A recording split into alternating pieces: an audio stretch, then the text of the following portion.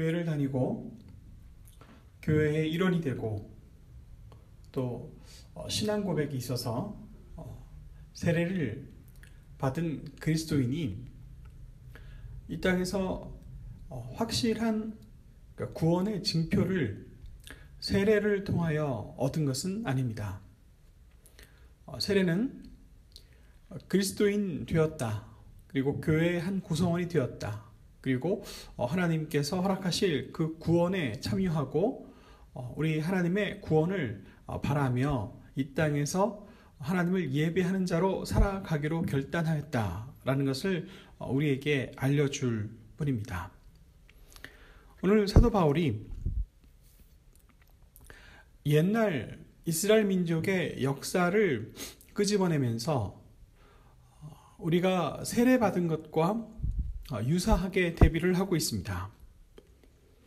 모세를 통하여 이스라엘 백성이 종되었던 이집트에서 탈출해서 해방을 얻고 자유를 얻는 과정에서 구름과 바다의 세례를 받았다 하는 것이 우리 세상 속에 사는 사람들이 예수 그리스도의 부르심을 받고 죽음과 죄에 속박되어 있는 노예가 아니라 구원과 영원한 생명의 주인이 되어 그리스도를 따르는 구원받은 백성이 된 것과 같은 맥락으로 이 그림을 그리고 있습니다.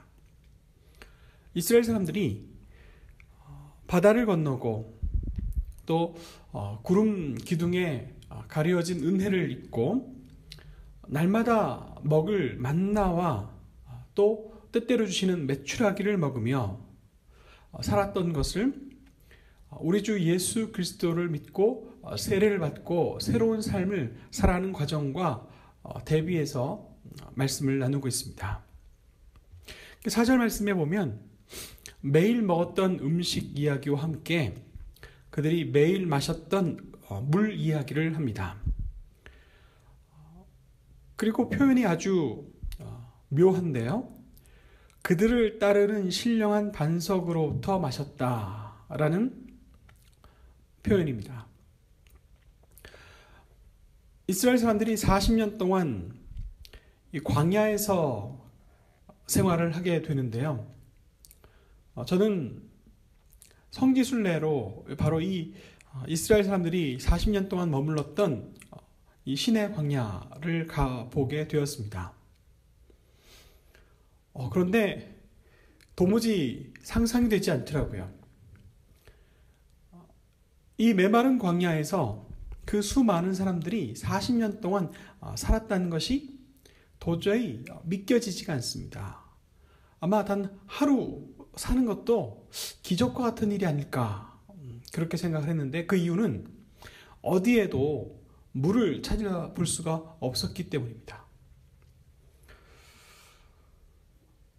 우리 라스베가스도 이 시내 광야와 환경이 비슷한 것 같습니다.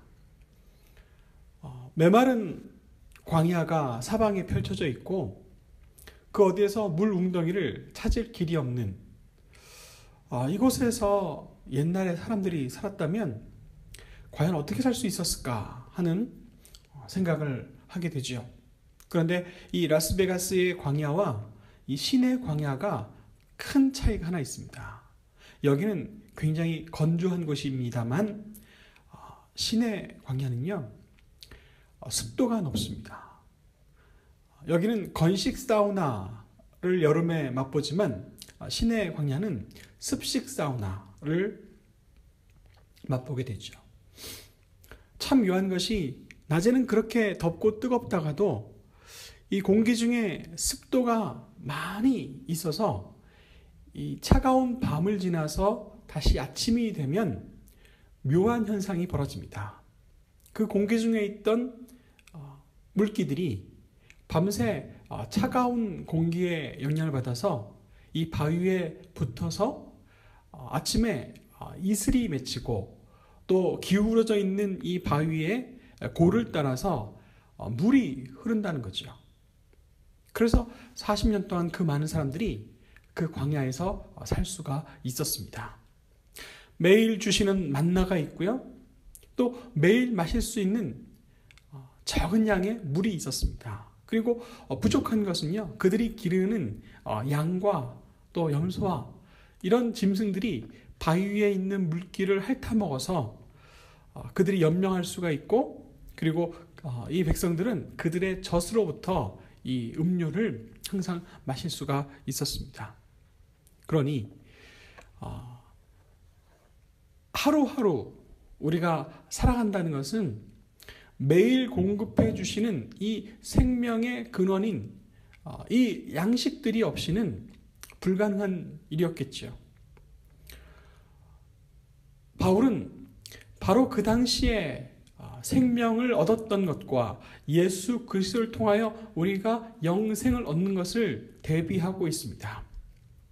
4절 말씀에 그들을 따르는 신령한 반석으로부터 그들이 물을 마셨으니 그 반석은 곧 그리스도라, 이렇게 말씀을 하고 있습니다. 이 땅에서 하나님의 구원을 얻고 바다를 건너는 세례, 구름에 가려져 있는 세례를 받았던 이스라엘이 하나님께서 날마다 공급하시는 음료를 먹고 생존할 수 있었던 것처럼 우리 그리스도인들도 예수 그리스도를 구주로 고백하고 우리 하나님께서 주시는 영생의 구원의 기쁨을 품에 안고 또 날마다 우리에게 공급하여 주시는 영의 양식, 말씀의 양식, 생명의 양식, 우리 주 예수 그리스도를 밥처럼 먹고 사는 이 삶에 관하여 말씀하고 있습니다. 5절 말씀은 경고하고 있습니다. 세례를 받았다고 해서 모두 다 구원을 끝까지 지킬 수 있는 것은 아니다. 광야로 나왔다 할지라도 상당히 많은 사람들이 하나님께서 기뻐하지 않은 일들을 행함으로써 광야에서 멸망을 받았다 하는 것을 상기시켜주고 있습니다. 우리 그리스도인도 마찬가지입니다. 우리가 모두 다 세례교인이고 또 우리 모두가 다 집사고 우리 모두가 다 권사고 우리 모두가 다 장로고 우리 모두가 다 목사라고 부름받고 있지만, 그러나 우리 주님께서 공급하여 주시는 이 신령한 것으로 살지 못한다면, 우리 하나님께서 우리를 기뻐하지 아니하신다면 우리도 이 땅에서 여러 가지 고난과 또 우리가 당할 어려움들을 피할 수 없이 그렇게 항상 하나님께 맞음과 또 깨우침을 당할 수밖에 없는 연약한 존재라는 것을 우리는 바울의 이 말씀을 통하여 다시 한번 들여다보고 생각하게 됩니다. 오늘도 우리 하나님께서 주실 그 귀한 은혜를 목말라하며 소망하며 그로 말미암아 살아가는 우리 모두가 될 수 있기를 간절히 소망합니다. 기도하겠습니다.